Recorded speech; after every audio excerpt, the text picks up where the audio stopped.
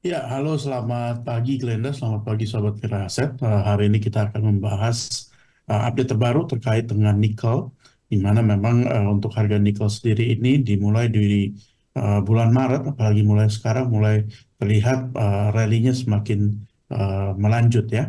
Oke, bisa kita mulai presentasinya? Ya, jadi untuk terkait dengan harga nikel sendiri, kita melihat sebenarnya ada possibility atau kemungkinan bahwa sebetulnya average nickel price atau harga rata-rata nikel di tahun 2024 ini sepertinya akan melebihi estimasi kita awalnya di tahun 2024, yaitu di level average sekitar 16.350. Di mana kalau misalkan untuk sampai dengan bulan April ataupun sampai dengan sekarang ini sudah mencapai level 17.400 dolar per ton. Di mana memang kalau misalkan kita melihat ada beberapa series of events atau uh, uh, keterkaitan antara event-event di antaranya yang mendorong memang harga nikel ini naik. Jadi yang pertama di bulan Februari kemarin memang untuk terkait dari situasi nikel global itu terutama di Indonesia ada yang dinamakan delay di dalam RKB, rampungnya RKB di Indonesia untuk para miners di Indonesia.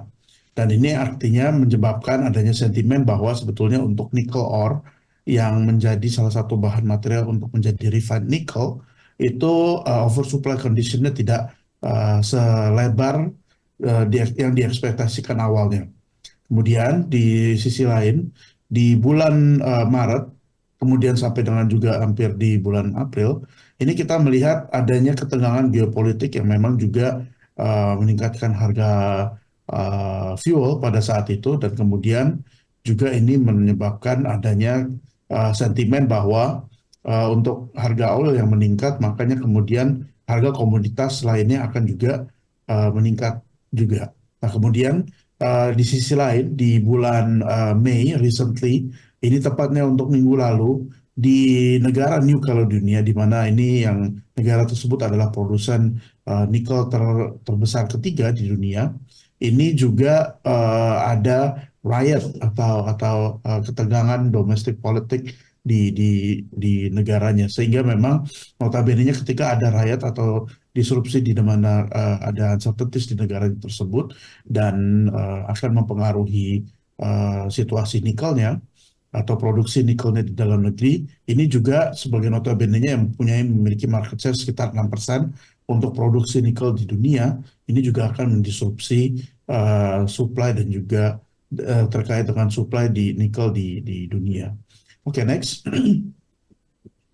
Ya, kita mengekspektasikan sebetulnya untuk harga nikel sendiri ini tidak akan secepatnya rally ini ke level 25.000, karena memang untuk sementara ini harga nikel masih hover di sekitar 20.000 per ton, dan estimasi kita melihat sebenarnya untuk kita base scenario kita ekspektasinya untuk tahun ini kita mengupgrade dari yang tadinya mungkin 16.350 ekspektasi dasar kita untuk harga nikel, kemudian kita tingkatkan menjadi sekitar 19.250,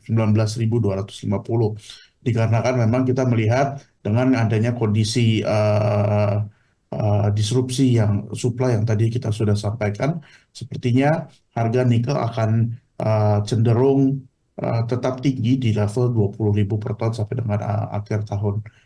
Nah, makanya kemudian yang tadinya kita eh, asumsi kita dasarnya adalah 16.350, kita ekspektasinya sekarang untuk dari nickel price assumption kita, range-nya ada di level sekitar 18.150 sampai dengan 20.750 per ton, tergantung daripada kondisi eh, sekarang, di mana kalau misalkan ada eskalasi ketegangan politik, ketegangan geopolitik dan juga situasi nantinya perkembangan riots di New Caledonia akan menegang, maka kemudian kita ekspektasinya harga nikel akan terus melonjak ke atas. Oke, next.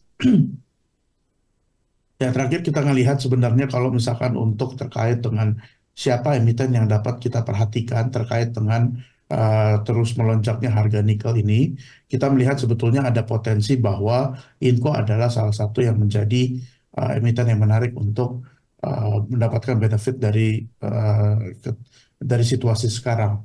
Di mana memang kalau sebagai pengingat, Inco ini adalah salah satu perusahaan yang memiliki long-term sales agreements dengan Vale dan juga Sumitomo dengan ASP yang atau average selling price atau harga jual yang juga terkoneksi dengan London Metal Exchange nickel prices. Jadi sebetulnya dengan adanya rally di harga nickel price di LME, makanya kemudian kita mengekspektasikan bahwa harga jual Inco juga harusnya akan meningkat, di mana dengan ability perusahaan yang juga dapat manage dia punya production cost, sehingga memang kita melihat company ini atau Inco ini dapat uh, terbenefit dari situasi seperti sekarang.